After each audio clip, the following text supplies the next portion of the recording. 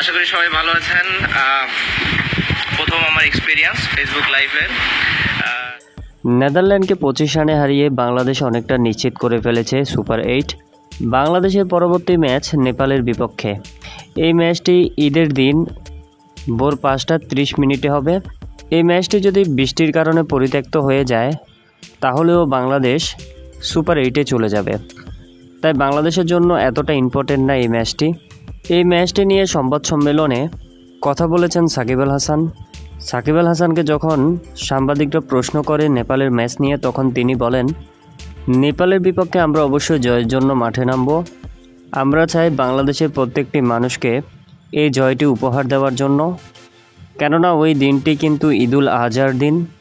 তাই এই খুশির দিনে অবশ্যই আমরা চাইব বাংলাদেশের মানুষকে খুশি করতে এবং ঈদের আনন্দকে আরেকটু বাড়িয়ে দিতে। এমন কথাই বলেছেন সাকিব আল হাসান। তো ভিউয়ার, আপনার কাছে কি মনে হয়, বাংলাদেশ কি নেপালের বিপক্ষে জয় পাবে? কমেন্ট করে জানিয়ে দিবেন। ধন্যবাদ।